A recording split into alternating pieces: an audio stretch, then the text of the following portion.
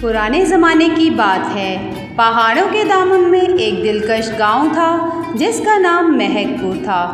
ये गांव चारों तरफ से सब्ज खेतों, ठंडी नदियों और खुशबू से भरे जंगलों में घरा हुआ था। लेकिन इसकी कुदरती खूबसूरती के बावजूद वहाँ के लोग दिल से खुश नहीं थे। महकपुर के लोग अपनी अपनी ज़िंदगी में मसरूफ़ थे।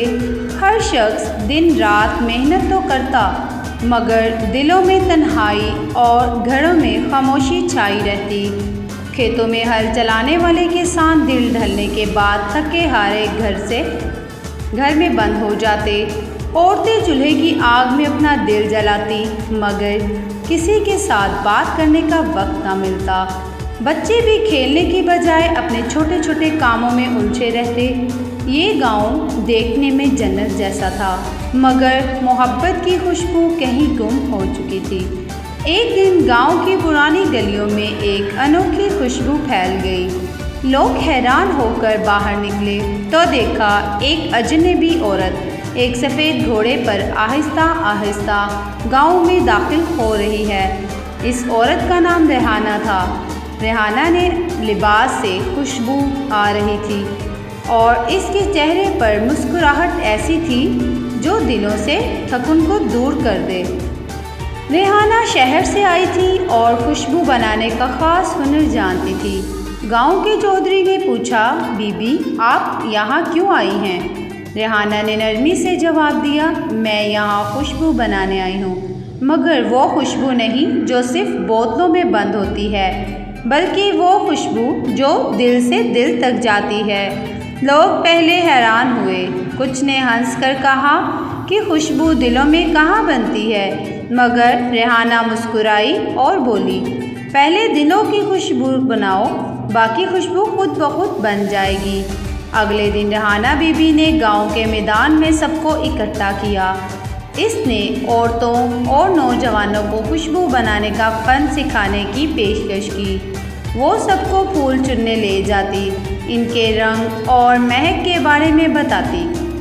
वो कहती, गुलाब की खुशबू तब तक मुकम्मल नहीं होती जब तक आप दिल से खुश ना हो। वो सबको मिलकर मेहनत करना, एक दूसरे के दुख सुख बांटना सिखाती। पहले पहल चंद लोग ही आए, मगर जल्द ही औरतें, मर्द और बच्चे सब शाम को इकट्ठे होने लगे। गांव के सुनसान मैदान में अब औरतों को मोतिया, चंबेली और गुलाब के अत्र बनाना सिखाया।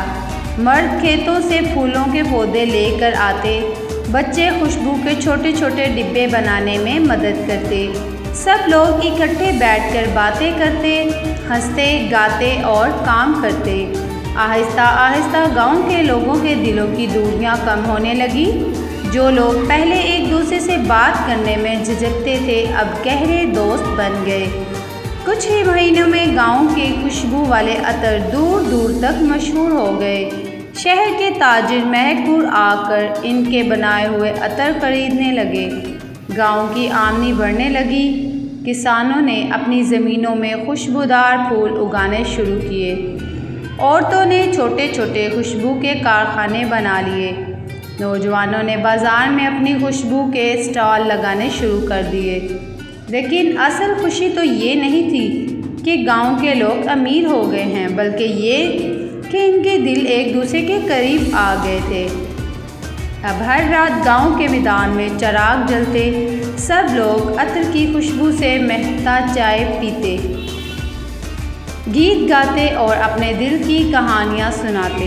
बच्चे खेलते हुए हंसते रहते, औरतें एक दूसरे के घरों की मदद करती, मर्द खेतों के काम के बाद मिलकर मुस्तकबिल के नए मंसूबे बनाते। महकपुर की शामें अब खुशबू के साथ साथ मोहब्बत से भी महकने लगी। एक दिन गांव के बड़े लोगों ने रेहाना से कहा, आपने हमें सिखाया कि असल खुशबू अतर में नहीं बल्कि दिलों में। रेहाना ने मुस्कुरा कर बोला, मैंने कुछ नहीं किया, खुशबू तो पहले ही आप सबके दिलों में थी, मैं तो बस इसे जगाने आई थी। रेहाना कुछ दिन बाद गांव से चली गई, मगर इनके जाने के बाद भी गांव की फ़िज़ा मोहब्बत और मेहरबानी की खुशबू से भरी रही।